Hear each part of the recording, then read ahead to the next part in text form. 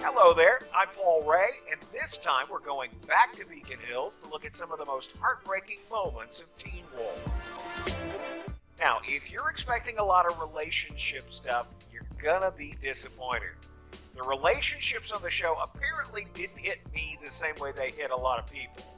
I didn't really feel it when Scott and Allison broke up, or when Kira had to go, or when Lydia kissed Stiles to stop that panic attack.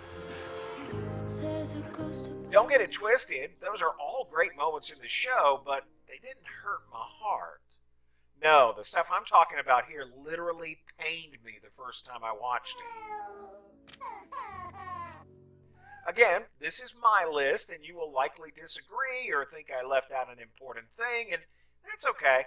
Tell me about it in the comments. I always read all the comments, and I love hearing other folks' perspective on the show.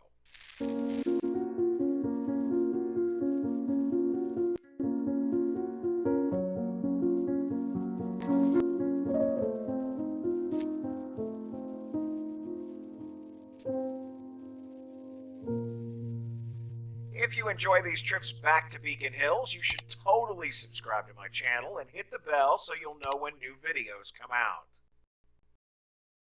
Now, let's break some hearts. Hi, it's me, Melissa McCall. Giving you a call. This call between Melissa McCall and Peter Hale's voicemail was the first time Teen Wolf hit me with a real emotional punch in the gut. So, yeah. I was just wondering if maybe you wanted to reschedule dinner or lunch. It doesn't have to be dinner. Lunch is good. Or maybe you would like to do coffee. If you were over the age of 20 the first time you saw this, you know exactly how Melissa is feeling here. I've been on both sides of that voicemail, and the mixture of hope and embarrassment and longing is just devastating. Give me a call. Plus, look at what they did with the car. You instantly, in this one shot, know her entire financial situation. Yes, she lives in the nice house, but she is barely holding it together since the divorce, and she needed this date with Peter to be a win. She really needed it to at least not be awful. This is also the first time that I remember thinking this show is really well written. I thought the pilot was clever, and I'd enjoyed all the episodes up until this point, but it was here that I realized Jeff Davis had subtly manipulated me into really caring for a secondary character. I was instantly in love with Melissa McCall, and I just wanted to give her a glass of wine and a tub of Ben & Jerry's and a great big old hug. I'm literally doing these from memory, so I'm definitely going to leave some stuff out. Also, I'm not doing the moments that made me cheer out loud, like when Stiles demanded Lydia dance during formality. Get off your cute little ass and dance with me now. I might do those at some point, but there are like a million of them, so really it would be a really long video. No, these are exclusively the heartbreakers that really made an impression on me. This one is a weird one, I guess, but the look on Jackson's face. He knows what's happening to him, and that he is powerless to stop it. That's emotional pain they're showing there, not the physical pain of transformation.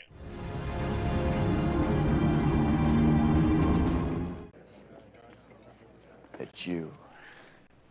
It's all you. Also in season 2, you had both Stiles and Jackson suffering hallucinations during Party Guest.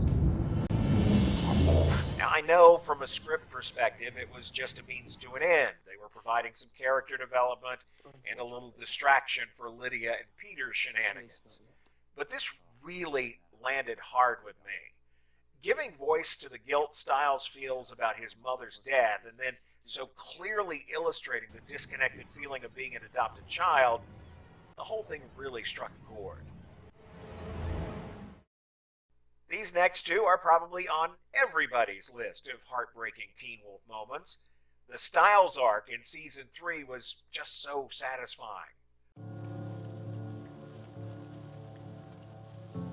Maybe I'm a little odd, but I didn't really feel much for Scott in this Motel California moment.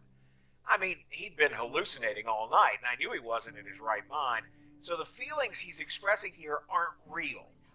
He probably has them deep down in his darkest fears, but he would never act this way if he wasn't being manipulated.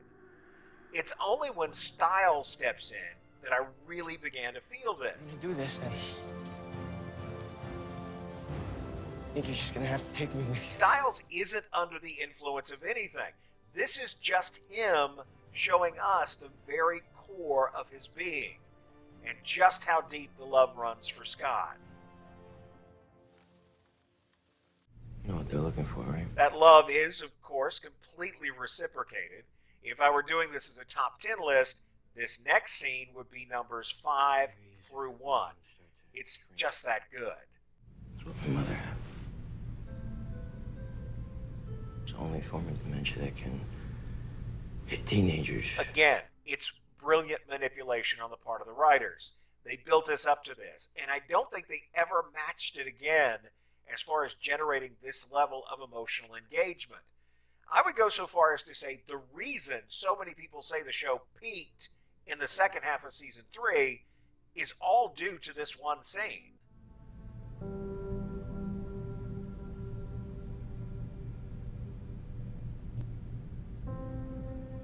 This is right before we lost Stiles to the Nogitsune. So we headed into that threat fresh off this desperate moment, and we carry over all those feelings into everything that comes after. Now, pouring all this time and emotional capital into just one character, building up that incredibly strong connection between the audience and Stiles, means that later on, when Dylan O'Brien had other obligations and didn't appear on the show as often, much of the audience didn't feel as emotionally connected to Teen Wolf anymore. It was a trade that Jeff and the writers likely weren't considering at the time they came up with the season 3 arc. They didn't know if there would even be more seasons at this point. So they just gave us the very best story. They didn't have a care that they were pushing all the emotional buttons on behalf of just one character and then dialing the whole thing up to 11, even though they were only halfway through their series run.